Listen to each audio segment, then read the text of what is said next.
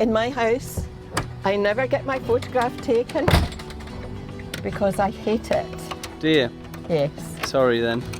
But that's okay, I'll smile for the camera. My husband was a cameraman. I know how professionals do it.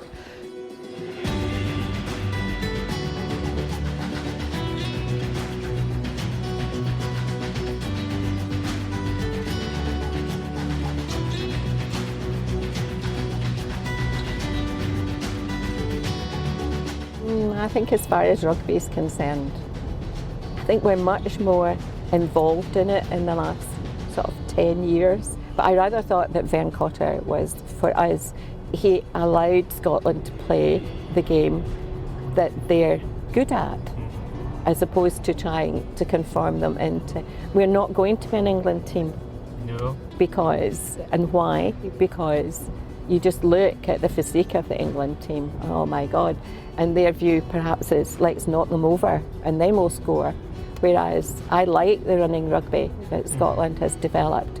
In some ways he's quite spontaneous. He's not out of a traditional mould, I must do X, Y and Z, or I must do A, B and C. Oh, he's rather like Gregor was. I see what's in front of me and I think I can do such and such. And 80% of the time it comes off. 20% it doesn't, but at least he tries. We like people like Hamish Watson who actually just basically get down and dirty and get at it and give their all every game. What do you like so much about BT Murrayfield?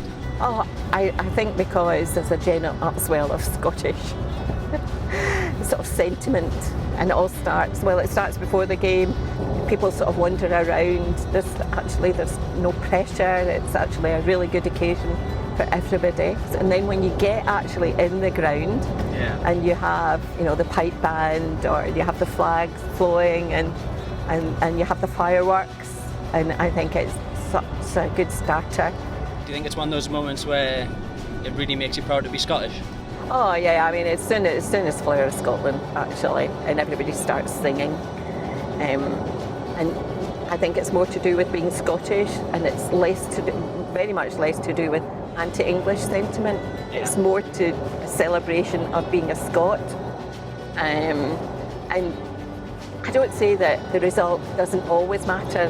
I mean it does matter, and it matters when you lose, but actually just to be part of the occasion, regardless of whether they win or lose, is part of the experience of actually being there.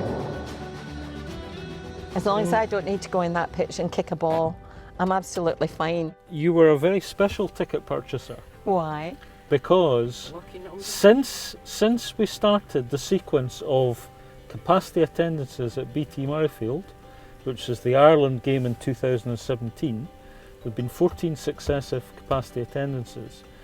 And the number of people that have come through the turnstiles was clicking up towards 1 million. When I'm the million. You bought the millionth ticket. Can you believe that? God. I wasn't random. So you are 1 in 1 million. You are. I always knew that I was 1 in 1 million. I always knew that. I need to get rid of my red face first. Well, there's Fraser. Look at his eyes.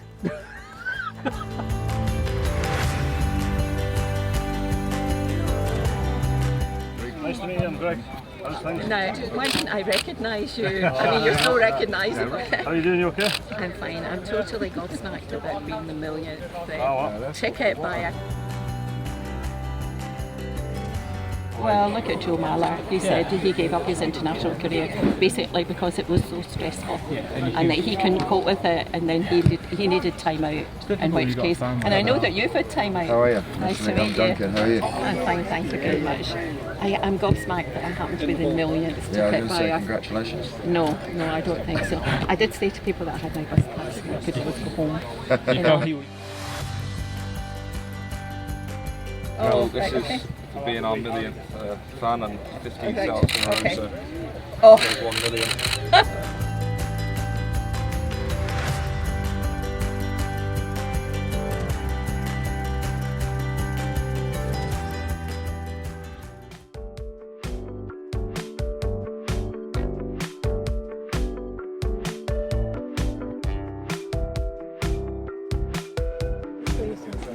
I'm Sorry, you obviously drew the short straw. You lot, nice to meet you. Well, I noticed you being interviewed and you were wandering through some park in Paris and you were wearing this very nice jacket with Givenchy on the back and I thought, he's obviously been paid too much.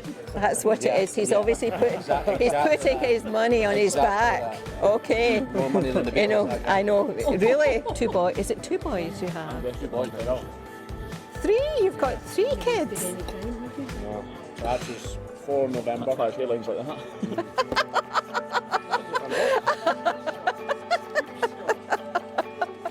Hi, nice to meet you. Oh, I love the blonde hair. This looks like Stuart Hogg. You know, you obviously are influenced by him because did you not have blonde hair last year? I did, but it's just falling out a wee bit now.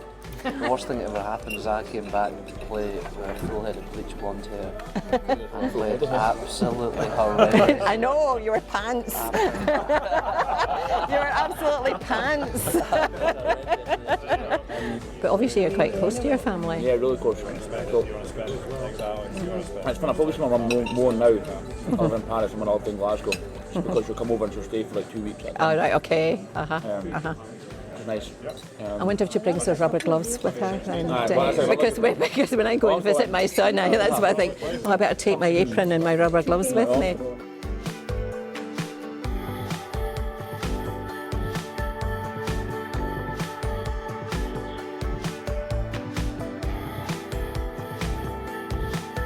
What's this week been like for you? Well, other than the fact I was shell-shocked to start with, it was actually quite a surreal experience because I didn't add 2 and 2 together and make 4. At first I thought it was a hoax that my brother or my son had done. And when Graham phoned, I sort of said, oh well, I suppose this is better than buying double glazing or a funeral plan on the phone.